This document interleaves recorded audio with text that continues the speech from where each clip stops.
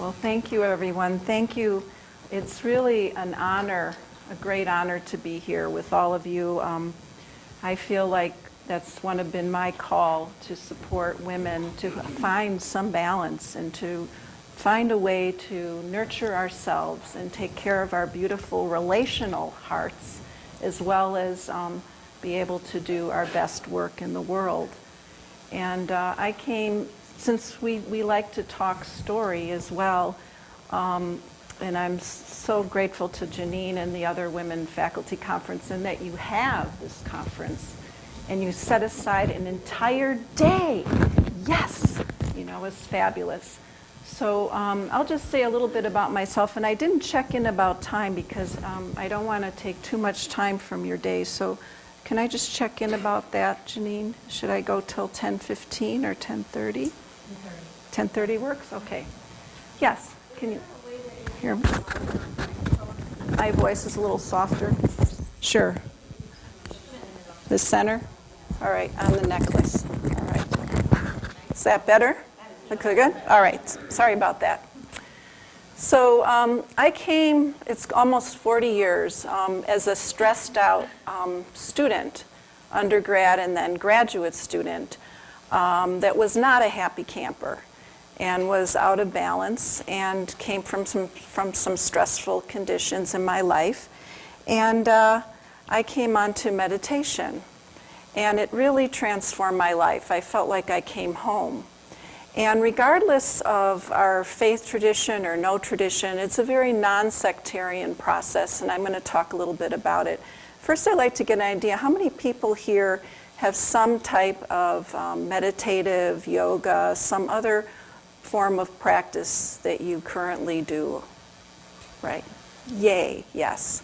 So I think more and more in our mainstream, in our culture, we recognize that we have this need. We cannot just walk around from the neck up. We really need to come into our bodies and take care of them. And in teaching all these years and working with therapy clients, I see people out of balance. And also, what blows my mind is how even a little bit goes a long way. We think we need to sit there for hours. But one teacher said if it was just about sitting, you'd have a lot of enlightened chickens. It's like amazing, taking a breath. And they made some of the handouts that I sent. And one of them is called a 3-minute breath awareness, a breathing space. So you don't have to go to Waikiki. You can, right here in Minnesota, even in the winter, you can just take a pause, a breath, feeling the feet on the floor. I literally had a client come in yesterday, and they said they put a little sticky note on their computer, and they said, this is my meditation practice space, on their sticky note. And then they would just take moments throughout the day to feel their feet on the floor, feel their weight of their tush on their seat in front of the computer, and be kind. And so I'm really wanting to share about compassion and mindfulness, the two wings like a bird. That when you go through your day, and you're stressed, you're grouchy, like even on the way over here, it's like an obstacle course, right? I forgot. I thought, I know the bridge over 94, but I'm going to take Cretan, I'll be fine. It's like, oh, right, no. So I was forced to take the river road. How nice. So I was smiling to myself as I was running into the obstacles. But that could have been a total stress out, right? I'm late, I got to get there, hands are tight on the steering wheel, right? You know all that. And so it's like, but you're not going to get there any faster. If you might get there and notice the glory of the green trees or the sunlight. And you might feel the fresh air on your skin instead of just racing from the parking ramp, which is the gift of this practice. So I'm going to use a little bit of PowerPoint, but I mainly want to invite you into the space of deep rest in the middle of the university and in the middle of your day. And let's start with that. Let's take a pause and just settle into your body. And just to give you a heads up, and many of you know this already, is that sometimes the first experience we have is noticing how busy our minds are. So give yourself a break and just take a moment and not judge what happens, but just take a moment to pause and feel how your body feels this morning.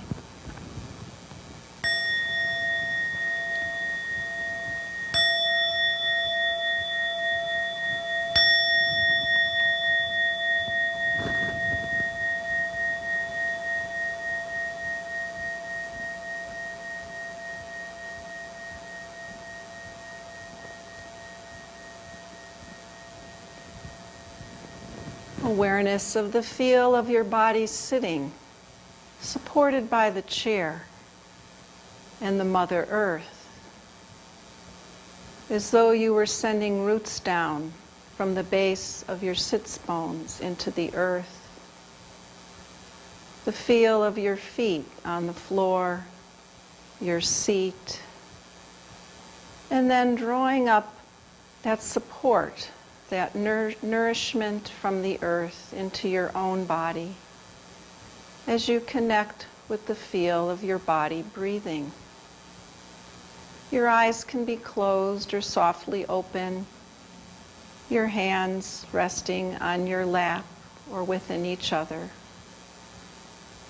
Just sitting in a relaxed, stable posture, taking your seat like a queen.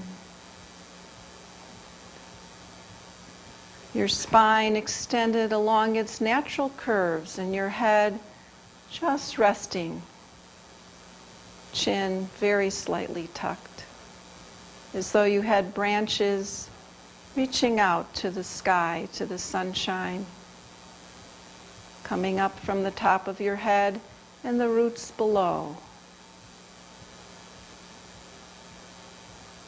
And now, gently let your awareness flow through your body, starting from your head, and gently breathe, not trying to relax, but to simply hold with a kind attention each region of your body, as though you're saying, "Good morning, my dear." My head and face, inviting softening as you breathe, and down through your neck and throat.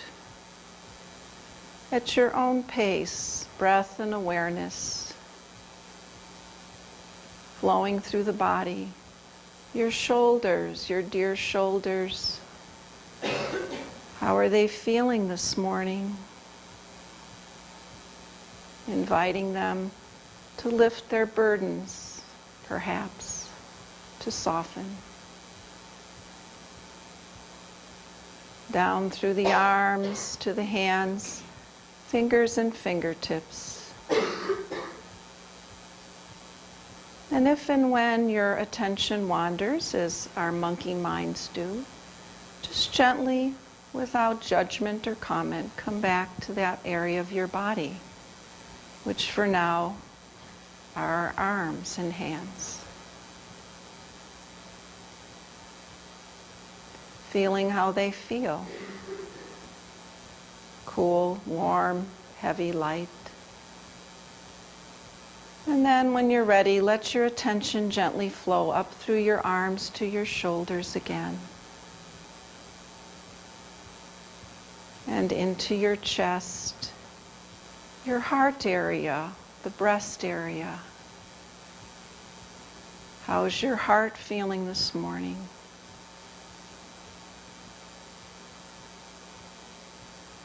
Breath and awareness flowing down now into your belly, the diaphragm area. Let's take a few mindful breaths, aware of the gentle expansion and contraction, rise or fall of this diaphragm belly area. Inviting the belly to soften. and the organs held there to rest. Can we watch or be with our own breath as sensation?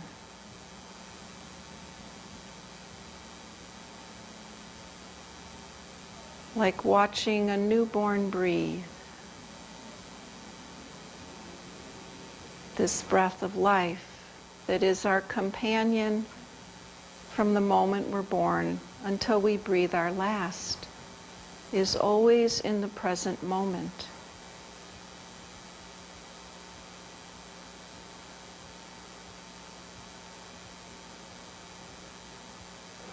Just noticing how the breath is this morning, however deep or shallow, jerky or smooth, short or long. Just giving your full awareness to be present with each in-breath and out-breath.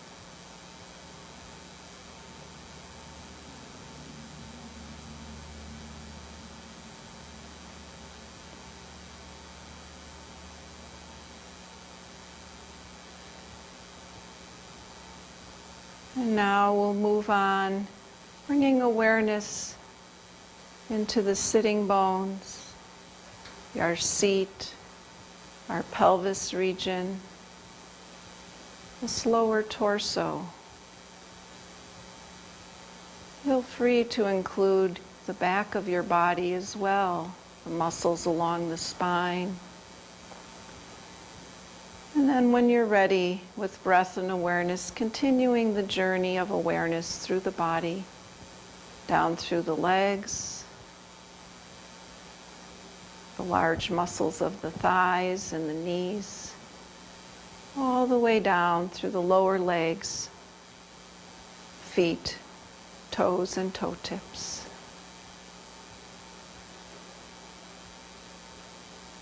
And if you wish, you could visualize or imagine stress, fatigue being released on the out-breath, out through the feet to the earth.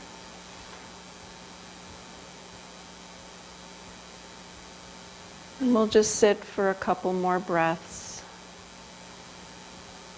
Nothing more to do, nowhere to go. Breathing in, breathing out, in the here and the now, free as a bird, solid as a mountain. I am home. I am home.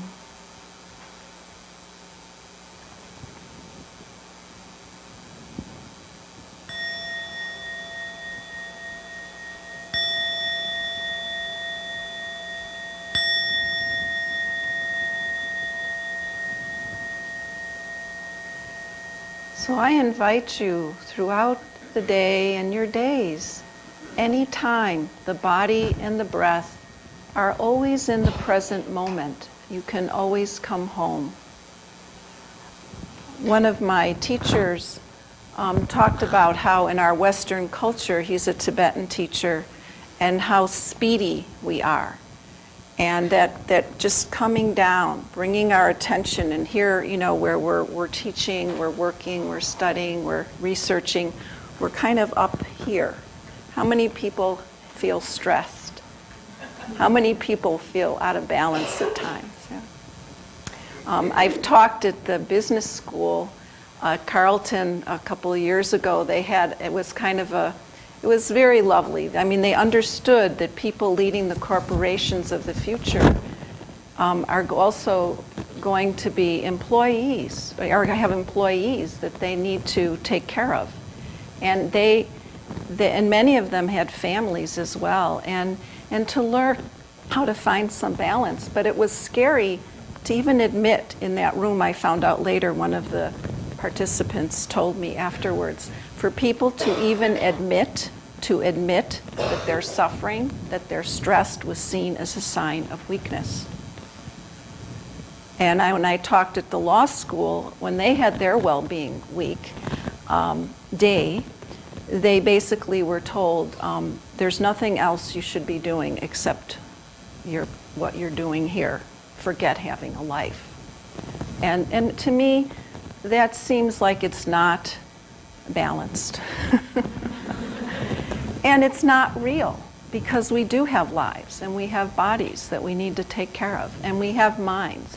And sometimes I joke and I say, you know, people say, I don't have time to meditate. Well, we don't have time not to stop and meditate or exercise or connect and have a human moment of connection. We become dry, we become brittle, we don't become very fun to work with. And so this is really life support.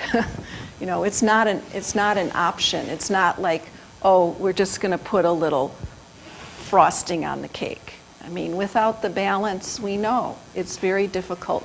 And guess what? When we're relaxed, we learn better, right? And we are more creative, and we're more engaged.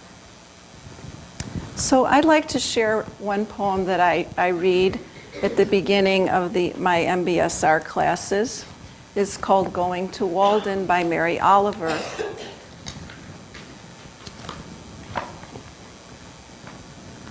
It isn't very far as highways lie. I might be back by nightfall, having seen the rough pines and the stones and the clear water. Friends argue that I might be wiser for it. They do not hear that far-off Yankee whisper. How dull we grow, hurrying here and there. How dull we grow, hurrying here and there. Many have gone and think me half a fool to miss a day away in the cool country. Maybe. But in a book I read and cherish, going to Walden is not so easy a thing as a green visit. It is the slow and difficult trick of living and finding it where you are. That's the slow and difficult trick of learning and finding it where you are. You know, how many of us are like John Lennon said, you know, we're in the moment, but we're busy making other plans. And some of us are moms, you know, and I mean, the pain of that, and I mean, you would be surprised, maybe not, like teaching MBSR here at the university, you know, I've had women surgeons, many professors, many people highly accomplished who actually had that heart attack, you know, and had to stop, or had to take a break from doing surgery, or were having panic attacks, physicians with panic. You know, this can happen to anyone at any time, you know, and some of us know this quite well. So it's very, very essential. I don't want to scare you. I'm going to whip through some of these. But I just see how, like I said, even a little goes a long way. This is the poem that I shared with you when we were sitting. It's simple like Thich Nhat Hanh. And so we are learning how to have compassion and care about our stress and learn to take care of it. So being alone and bored always brings out my spirituality. Thank God I should replace it with the internet, right? You know. So what is mindfulness? What is it? It's the awareness that emerges through paying attention on purpose in the present moment. Non-judgmentally is the key. And I think this is a huge topic. We could spend days on what does it mean to be non-judgmental. And I actually have some poems for you on perfectionism, because we're under this tyranny of perfectionism. And we are judging ourselves constantly. Does this sound familiar? How am I doing? What's great? I hear the suffering from what's going on with, you know, whether, you know, it's great to hear about parental leave, about merit, about how we're constantly rating and being rated. And I'm a kind of on the radical end that I think that if we had systems that were set up for people to really do their best, that encouraged us rather than judged us, we'd probably be doing a whole lot better. And I don't know if that's kosher to say or not, but I just see how much it stresses folks. I don't believe, I've worked with medical students, I don't believe that that's what we need in order to do our excellence. So I'll stop on my bandwagon now. So John Kabat-Zinn is one of the founders who brought these ancient traditions that are 2,500 years old into our modern society. And he established the 8-week mindfulness stress reduction program that Janine mentioned and some others have taken here. And it's just a simple coming back to the moment without judging ourselves or others. Could you imagine what the world would be like? Oh, you see it that way.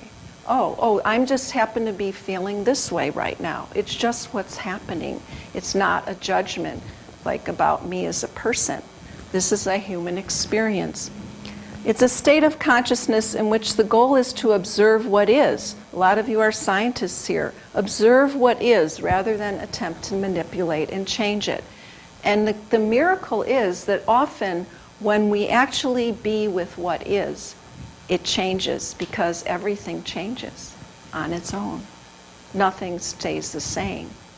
I've been working a lot also at, I've been doing some work at the Center for Grief, Loss, and Life Transition. And it's amazing to me how much suffering comes from avoiding and trying to get rid of what we're stressed about than actually sitting with it and being a good friend to ourselves. It's just like just sitting with people. And Nick, this is the first time I've ever been able to just sit and be with what I'm feeling. And something changes and starts to blossom again. So Thich Nhat Hanh, an 80-some-year-old Zen master who lived through the Vietnam War, yes? I can arrange for it. Sure, I'd be happy to share it. It's on the computer. Yeah, welcome. He says, wherever we walk, we can practice walking meditation. So meditation is not just about sitting with our eyes closed. It's about when you walk, walking from the parking ramp, walking from your office. One of the students in the class that just completed yesterday talked about walking down, there's a hallway in her workplace, and like that's her walking meditation path. In that moment, you're just walking. One of my teachers was a single mom with 3 young children. She now teaches all over the world, Kamala. She said there was a little hallway where she'd be carrying laundry, and she just would walk mindfully during that time, eyes open, just being with the simple step, just like the simple breath. So when we walk, we walk. This means that we know we are walking. We walk just for walking. And we give our full attention to each step. And when we wish to talk, we stop our movement and we give our full attention to the person that we're talking with. And then we listen mindfully. When we're with a kid, or we're with a friend or a colleague or our partner, and then we know that they're preoccupied, we feel it. We can tell whether someone's fully present. Again, I'm not trying to say we're doing it perfect. I'm not 100% present all of the time, of course not. But my intention is to be here now, and to be with you, and to let the other things go in that moment. They're not going to get done anyway, right? How much of us is worrying, planning, worry, flurry, mind? So a mindfulness is the energy of being aware, awake in the present moment, continuously practice of touching life deeply in the moment. To be mindful is to be truly alive, present and at one with those around you, with what you're doing. We bring our body and mind into harmony while we wash the dishes, drive the car, take the morning shower. One of the practices that goes with mindfulness is gratitude. Particularly with the droughts that were in California and all the water supply going, and just even the gratitude to be able to take a morning shower. I went on a retreat last year in California, and even up in the mountains, they were rationing the water. just take a 2-minute shower. Be very mindful. So when I come back to Minnesota and take a 5-minute shower, 10-minute, it's like, oh, that water, So gratitude. And when we went from, bare branches to, how many of you even noticed, right? Yes, right. It makes you happy. It makes your heart sing, Consciousness is that annoying time between naps.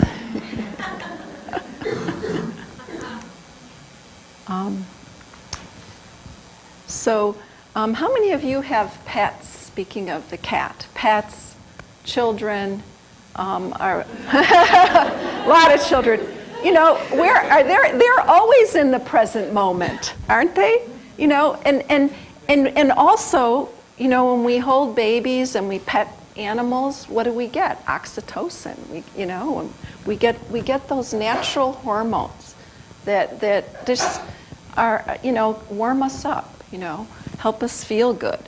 So, this is just natural. I'm not telling you anything you don't know. Actually, mindfulness, one translation of it from the Pali is sati, which means to remember.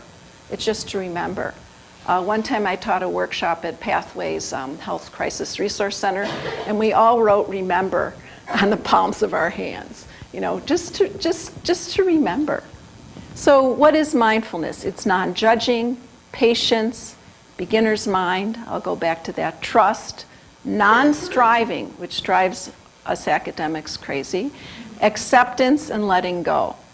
So don't worry, you won't become a slug if you practice mindfulness. You might become more patient and kind, and beginner's mind is fresh mind. It's just begin again. So what? You fell down, you didn't get something you hoped for, the grant, just begin again. Non-striving. Does anyone want to take a guess at that? I love doing this much more interactive, but what's non-striving? Does it mean you don't try to do your best? Does it mean you lay down and don't get out of bed? What does non-striving mean? Anyone? Yes? Is it just trying to be excellent at the thing you are doing right now? Could be. Yeah, I think that's a good way to put it. Be excellent at the thing you're doing right now. And what else might if the striving is like a pushing, like, yeah. I think it would just be being present. Uh-huh. In the moment that you're practicing the mindfulness. So that you're not going to be thinking about plans for the next day or what you should have done better the day before. Great. So being present, not thinking about other things while you're doing it. Yes?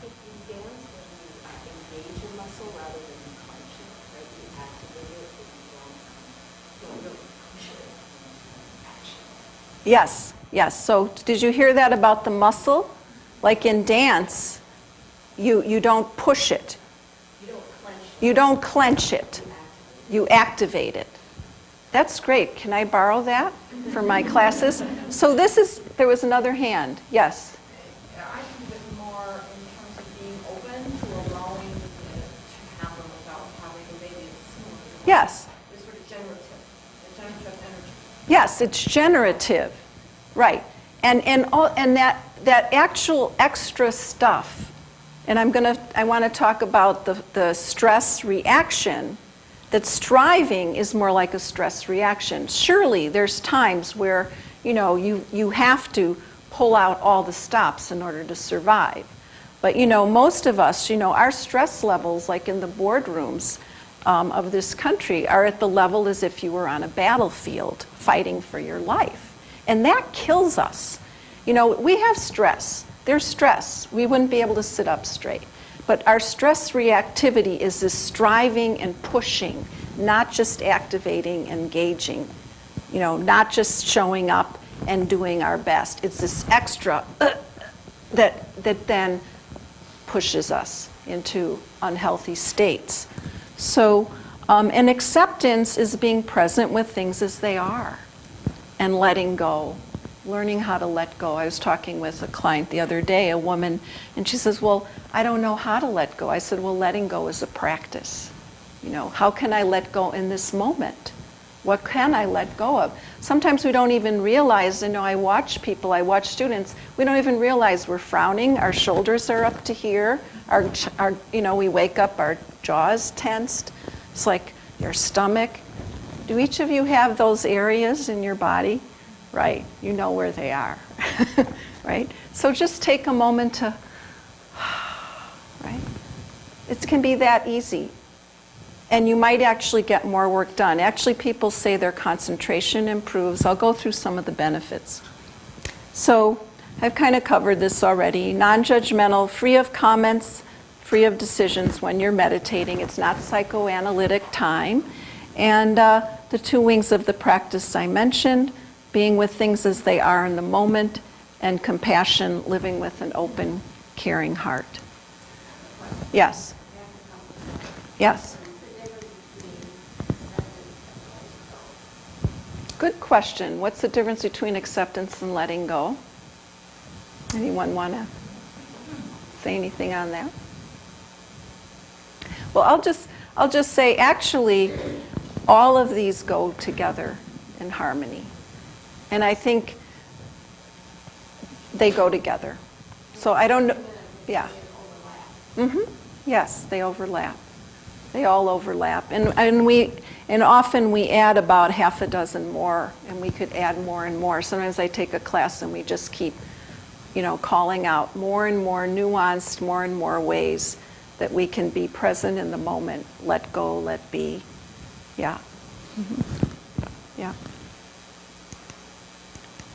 So we pay attention to our thoughts, our emotions, our physical sensations. We pay attention with all of our sense doors, sounds, smells, tastes, touches. Sometimes just the effortlessness of hearing. Just bring your attention to the sound of the birds, the sound of the wind in the trees. You know, anything, even unpleasant experiences, you can just notice them as hearing. Does anybody live in Minneapolis? Does anyone hear planes? You know, like actually, it's just hearing, it's just sound. Or you could be in reaction to it. I hate those planes, you know. So you can work with any of your sense experiences, pleasant, unpleasant, or neutral. This I think is really important. The happiness factor and the neuroplasticity of the brain. You know, what we focus on grows, what we put our attention on. And we are normally, as humans, we are wired, our old parts of our brain, to see what's missing and what's wrong. And that's why we can get out of balance. Because, you know, everything else could be fine. Oh, I have beautiful flowers, but look at all those weeds. I can't be happy till all the weeds are gone. Or my life is good, but I need to lose 5 pounds, you know. Or I got this, but I didn't get that. So there's the yes, but syndrome. I have one of my clients is working on that. I actually wrote on her treatment plan, letting go of yes, buts. So the happiness factor is the neurons that wire together fire together. So what you put your attention on grows. So you can really train and tame this monkey mind to notice the positive. And this isn't just like easy peasy self-help. It really takes practice, and you can literally build new neural pathways to the part of the brain that generates more peace, happiness, and acceptance and ease than the part of the brain that goes more into the amygdala hijack, as one of my colleagues calls it, the stress reaction. You can cultivate this. If you start your day, I have my students in my happiness and emotional healing class, if you start your day with 3 gratitudes a day, it will keep the blues away. It does. It sounds so simple and so like kindergarten, but try it out, check it out. You know, what do you notice the first thing in the morning? Do any of you heard of Dr. Amit Sood at the Mayo Clinic? He's the leading physician, psychiatrist, in integrative medicine. He is a lovely, lovely being. We brought him at St. Kate's a few years ago to talk. And I met him, and He says his toes don't touch the floor without gratitude first thing in the morning. He wrote a book called AIT, Attention Interpretation Therapy, and he includes mindfulness and other practices along with it. And we have the hard science. We have over 35 years of research, soft organ transplants, working with immune system function. This stuff really works. This isn't just flow and glow, some yogi sitting in a cave. This is for modern daily life. Richard Davidson at the University of Massachusetts, Alterations Brain Immune System. He has a center for healthy minds, research center. And now they're also working on mindfulness and education. Healthcare professionals record decrease in burnout, increase in self-compassion. And if you want more information on research, some of it's in the handouts you have, and then you can feel free to contact me or the center and give you more resources on research. So there's a lot of benefits. I want to leave some time for questions and give you a couple more poems here. So there's a lot of benefits to these practices, and a lot of them just come from finding ways to be more balanced in the present moment. It's just good. It's just healthy for us, and it helps prevent a lot of the stress-related health issues that we suffer from. And people do report sometimes cutting back on medication, but we don't necessarily encourage that, but sometimes they find that. I taught a class where it was coupled with one of the big healthcare HMOs, and they were doing research with people with out-of-control diabetes. And they came to mindfulness. And just through mindful eating alone, one of the women lost several pounds. And someone else that had out-of-control sugar was able to curb her sugar. And then, of course, her numbers, everything went better. And you're also more aware. A lot of us live a little distance from our body. We override. We don't hear the smoke alarm, right? So, can't stop the waves, but we can learn to ride them. So, let's see. So I'm going to close the PowerPoint with this one. I apologize for the quality of the slide. I just kind of patched it together. But this is Dan Siegel is a neuropsychiatrist, neuroresearcher. If any of you have adolescents, I highly recommend his book Brainstorm on the adolescent brain, although I find it very accessible for adult brains because it talks about how to balance if you get emotional overwhelm or you tend to shut down in different practices, on how to name it to tame it, train the mind, the attention, the emotions. But he basically says, and this is common sense, what do we need on a healthy mind platter for optimal brain function? Sleep time, big one. Sleep, physical time, focus time. We need to be able to focus and be engaged. Time in, inner time, being time, down-time, play time, and connecting time. So I'll leave that up for a bit. Dan Siegel, Daniel Siegel, S-I-E-G-A-L, neuropsychiatrist. So I found a couple of poems I'd like to share with you. One is actually up there, and then I'll open it up for questions. Of course, I have to let go and accept that I covered not as much as I would have liked, but I trust you get the piece. And we'll close with a little loving kindness meditation, the other wing of the practice. This is, I'll just read part of this poem by Antonio Machado.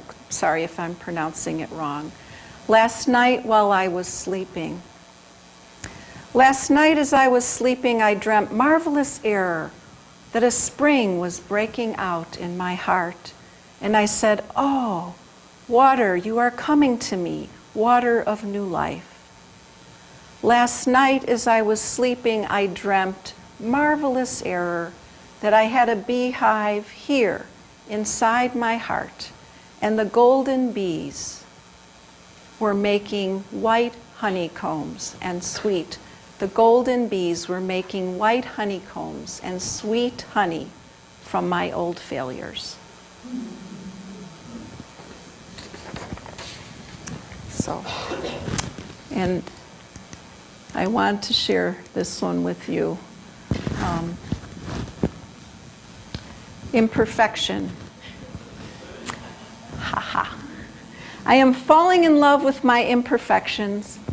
The way I never get the sink really clean, forget to check my oil, and lose my car in parking lots. Ever happened to you? If you practice mindfulness, it'll happen less. Miss appointments I've written down and just be a little late.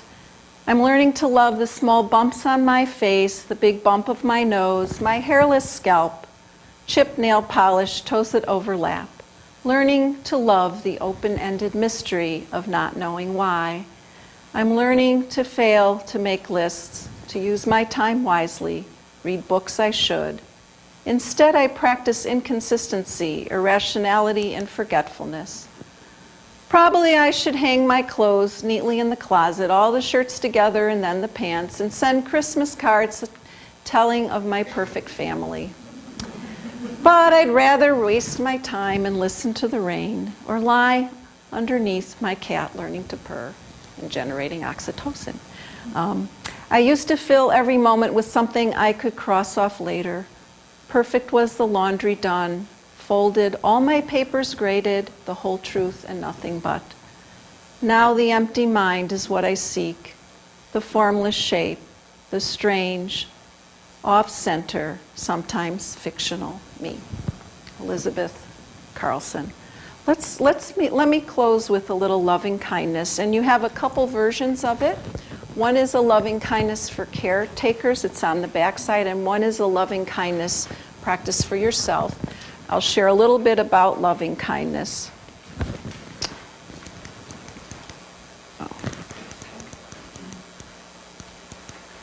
There we go. All right.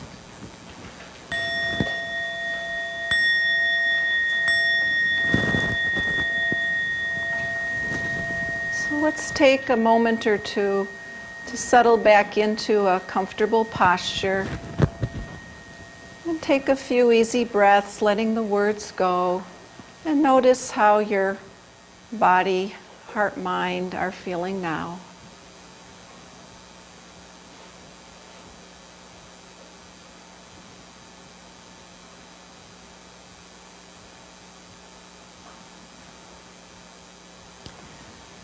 So this is a practice of being a good friend to yourself, and then it can be expanded to others.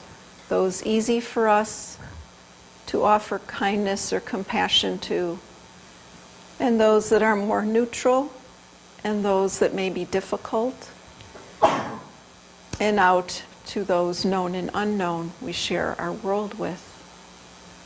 So this is a practice, a simple but very powerful practice that begins to soften those boundaries of self and other in a healthy way, because it breaks some of that isolation and disconnection and hatred. So we're all in it together. We all breathe the same air. So feeling our bodies and bringing our awareness to the heart area. A soft breath into the heart area, or just be with a soft breath. And bring something to mind that gives you a warm or happy feeling. Maybe the smile of your child, the purr of the cat, favorite flower. If you wish, you can even bring a gentle smile to your lips.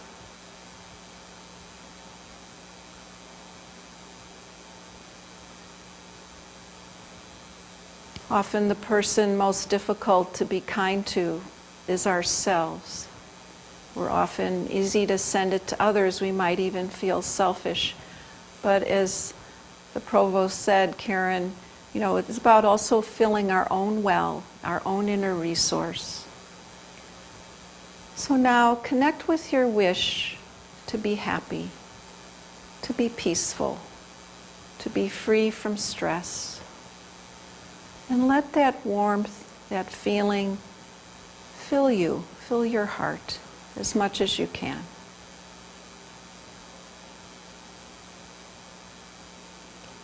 And then we can offer or drop in a word or a phrase. Don't try to remember them all.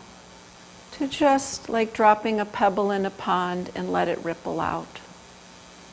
Let it fill you like the warm rays of the sun. Saying to yourself, may I be happy.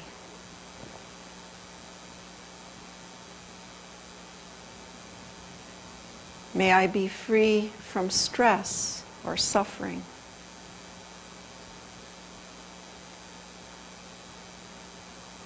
May I be peaceful.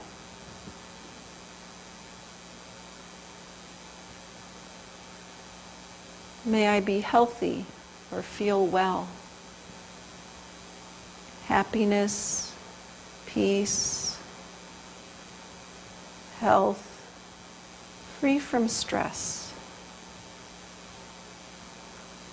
May I live with ease and joy amidst life's challenges and changes. Ease and joy. So we can make up our own words and phrases. We can be very creative with this practice. For today, just a simple wish of peace and ease, balance.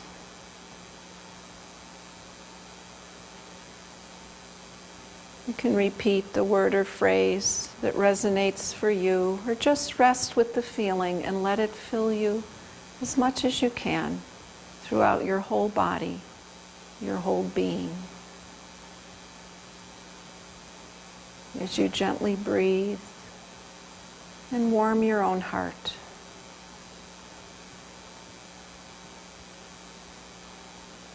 Someone who teaches on self-compassion suggests just putting your hand on your heart area.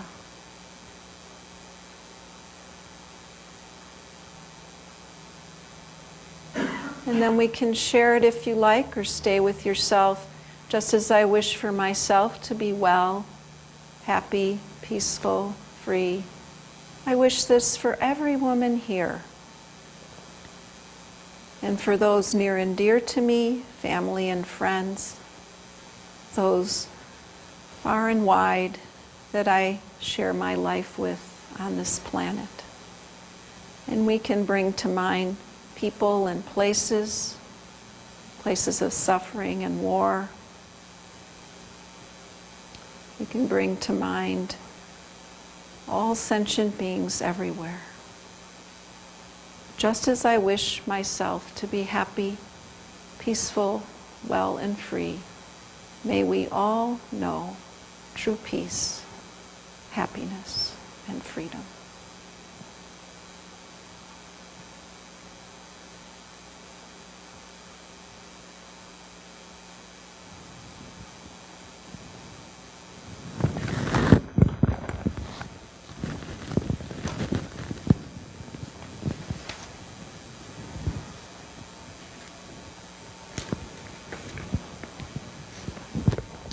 We'll close with a little bit of Mary Oliver.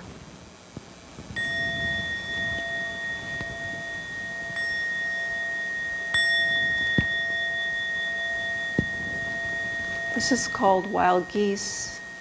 You do not have to be good. You do not have to walk on your knees for 100 miles through the desert repenting.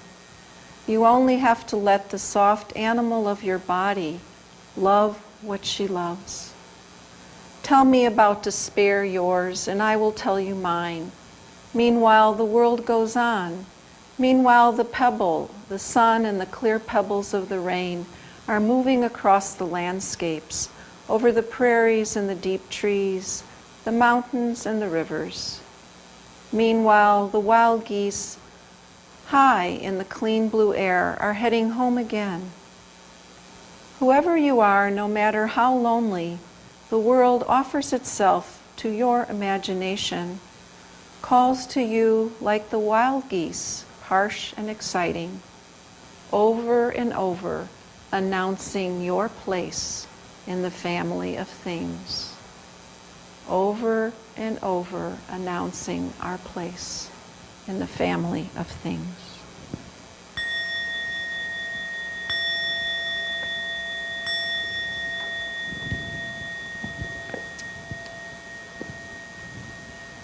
So I welcome you to enjoy your day, and may you take those moments to simply pause, take a breath, be a little kinder. I mean, what if the whole world was a little more mindful and a little kinder? So I know we're at time. Does anyone have a burning comment or question? Yes.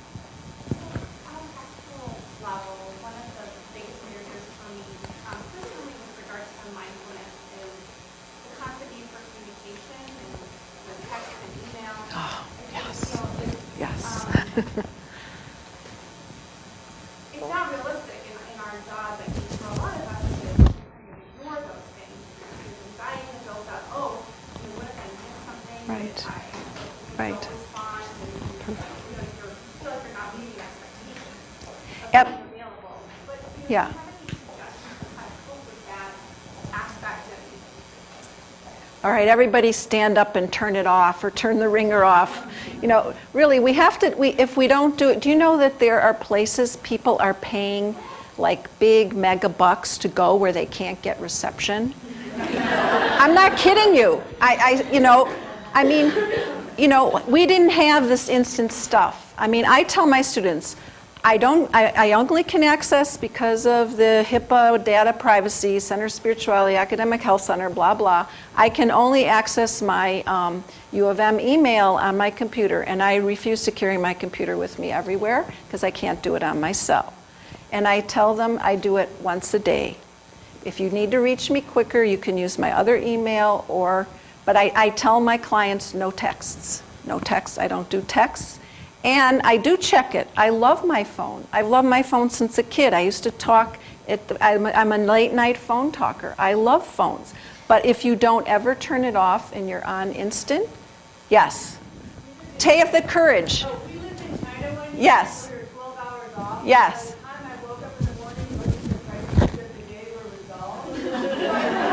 Yes. Thank you. Thank you. Anything that comes with HHH goes into my bureaucracy folder. Yes. Really, if it's important, you will find it. That's right. And it's not. And it will Yeah. resolve itself if you just let it. Yeah, you have to find the middle path, really. There's something between never and always, and take those times. Yes, yes. Because I have Thank you. disability, I need to set boundaries. So what I have is in my syllabus that I have how to respond to emails during business hours. Yes. Set boundaries, women, boundaries. And I part of it is not go crazy. You do have to say there's work life and then there's life after work and Right. then there's sleep. Right. I have, yes, And thank you. I will answer your email within 48 hours. Yes. I work with, a quick anecdote, I work with someone who is a case manager, social worker. She has like 80 people with high needs. She said, I cannot take time because, somebody needs this or that, their life is depending on it. I said, what about yours? I mean, they would literally come in my office, I could scrape them off the ceiling. Their stress level, their blood pressure, their leg is swollen. I'm like, I'm worried about you. You have to include ourselves. We have to include ourselves along with our students and our other demands and our kids. That little bit of time. You can do it. It's not as hard as you think, and you could actually get used to it. Like just taking that little space, it's the best thing you can do. I'm telling you, I'm not making this up. I have people tell me, they come in, they say, my kids say, Mom, the mom's like, come on, we gotta go. I'm no kidding, this is a story a MBSR student told. She took the course twice now. She said, come on kids, we gotta go. The kids said, Mom, it's Sunday. Mom, it's Sunday. And then she said she started doing breathing with her kids, and they make little animal sounds when they breathe, and they're having fun. That this mom, like, come on, we gotta go. And there's apps. There's something called Insight Timer, which is a mindful app, and people love it.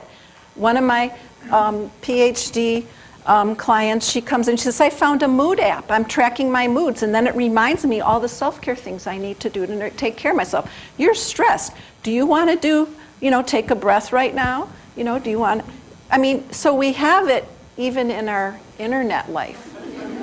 They have Adventures of Super Stretch. It's an app, the yoga teacher that designed it. Have fun with it. This can be fun. And I think very much so. Have some healthy boundaries, and your family will thank you. And they say, teenagers are known to say, nope, mom can't come to the phone right now. She's meditating. Or they'll say, go meditator. Go meditate. Go do your jog. You're much easier to be around. They want us to take care of ourselves because you know what happens. So thank you, everyone, and have a great day. Take care.